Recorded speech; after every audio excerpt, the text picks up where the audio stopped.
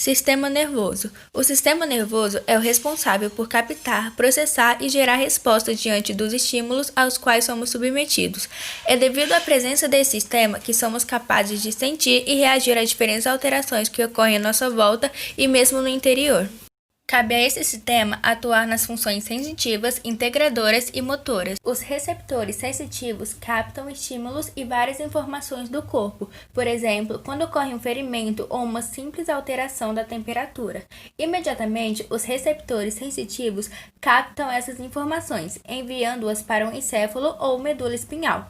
Nas funções integradoras, os neurônios conectores efetuam a análise, processamento e armazenamento dos estímulos e informações inicialmente captadas por meio dos receptores sensitivos e preparam a resposta do organismo com relação à situação que está acontecendo.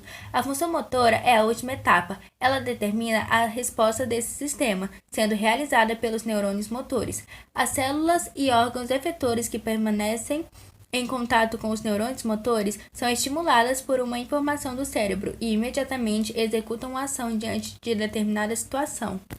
O sistema nervoso é dividido em duas partes, o sistema nervoso central e o sistema nervoso periférico.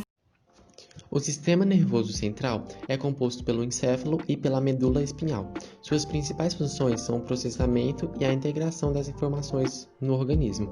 As estruturas que compõem o sistema nervoso central são revestidas por três membranas conjuntivas denominadas meninges. A membrana mais externa chama-se dura mater, a intermediária aracnoide e a mais interna pia mater. Essas membranas garantem ao sistema nervoso central nutrição e proteção contra traumas e eventuais choques mecânicos. O encéfalo é composto por três partes: cérebro, cerebelo e tronco encefálico. O cérebro é a região mais desenvolvida do encéfalo e está dividido através de sulcos em dois hemisférios, o telencéfalo e o diencéfalo. Estes hemisférios também apresentam divisões delimitadas por sulcos mais profundos, formando os lobos frontais e parietais e accipitais. O cerebelo localiza-se entre a parte posterior do cérebro e o tronco encefálico, e a estrutura envolvida é a coordenação dos movimentos do corpo e equilíbrio. Também é composto por substâncias cinzentas em sua região externa e a substância branca em sua região interna. A medula espinhal localiza-se ao longo da coluna vertebral e, ao contrário do cérebro e cerebelo, possui a parte interna composta por substância cinzenta e a parte externa por substância branca, e é responsável pelo recebimento das informações das diversas regiões do corpo para sua transmissão ao encéfalo, onde são assimiladas. Além de medir essas informações, também está envolvida com a produção de estímulos simples, como, por exemplo, a retirada imediata das mãos de uma superfície quente. A produção desses estímulos é possível graças aos 31 nervos que a medula espinhal possui. Bom, agora vamos falar sobre o sistema nervoso periférico. Ele é formado pelos nervos e pelos glândulos nervosos. Sua função é ligar o sistema nervoso central aos outros órgãos do corpo e, com isso, realizar o transporte de informações. O sistema nervoso periférico é dividido em duas partes, somático e autônomo. Somático são ações voluntárias e autônomo, ações involuntárias, mas iremos falar disso mais para frente. Agora precisamos saber o que é nervos. Nervos são vários axônios de vários neurônios envolvidos por um tecido conjuntivo. Bom, temos dois nervos sensitivos e nervos motores. Os nervos sensitivos são os que captam as informações através dos órgãos e os nervos motores são os que recebem e levam essa informação para o nosso corpo. Bom, agora vamos falar sobre o somático. Ele é formado por neurônios sensoriais e neurônios motores. Ele recebe informações sensoriais e controles voluntários, como falar e brincar.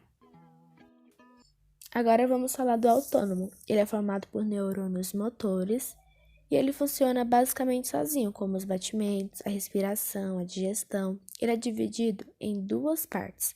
O simpático, que o neurotransmissor é a noradrenalina, e ele é mais a ação. E o parasimpático, que o neurotransmissor é a acetilcolina, e ele é mais o relaxamento. Enquanto o parasimpático contrai a pupila, o simpático dilata a pupila. Enquanto o parasimpático contrai os brônquios, o simpático Relaxa os brônquios.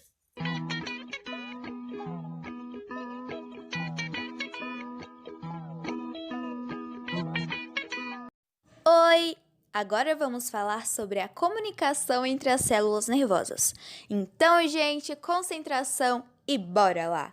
Todas as nossas sensações, sentimentos, pensamentos, nossas respostas motoras e emocionais, a aprendizagem, a memória, a ação de drogas psicoativas, as causas das doenças mentais e qualquer outra função ou disfunção do cérebro humano não poderiam ser compreendidas sem o conhecimento do fascinante processo de comunicação entre as células nervosas. Os neurônios precisam continuamente coletar informações sobre o estado interno do organismo e também de seu ambiente externo, e assim ele avalia essas informações e coordena atividades apropriadas à situação e às necessidades atuais da pessoa. Mas como eles processam essas informações? Bem, isso ocorre essencialmente graças aos impulsos nervosos, que é a transmissão de um sinal codificado de um estímulo dado ao longo da membrana do neurônio, a partir de seu ponto de aplicação. Os impulsos nervosos podem passar de uma célula a outra, criando assim uma cadeia de informações dentro de uma rede de neurônios. Agora vamos falar os dois tipos de fenômenos que estão envolvidos no processo do impulso nervoso. Químicos. Os eventos químicos transmitem o sinal de neurônio a outro ou para uma célula muscular. Elétricos. Os eventos elétricos propagam o sinal dentro de um neurônio. O que são os neurotransmissores? Eles possibilitam que os impulsos nervosos de uma célula influenciem os impulsos nervosos de outro, permitindo assim que as células do cérebro conversem entre si. Sinapse. Quando um impulso elétrico, ao viajar para a cauda de uma célula, chamado axônio, chega ao seu término, ele dispara vesículas que contêm um neurotransmissor, as quais movem-se em direção à membrana terminal. As vesículas se fundem com a membrana terminal para liberar seus conteúdos. Tipos de sinapse. A sinapse típica é a mais frequente. É aquela na qual o axônio de um neurônio se conecta ao segundo neurônio, através do estabelecimento de contatos, normalmente de um dos seus dendritos, ou com o corpo celular. Existem duas maneiras pelas quais isso pode acontecer: as sinapses elétricas e as sinapses químicas. As sinapses elétricas ocorrem em locais especializados, chamados funções. Sinapses químicas é a região localizada entre neurônios onde agem os neurotransmissores, mediadores químicos, transmitindo o impulso nervoso de um neurônio a outro, ou de um neurônio para uma célula muscular ou glandular.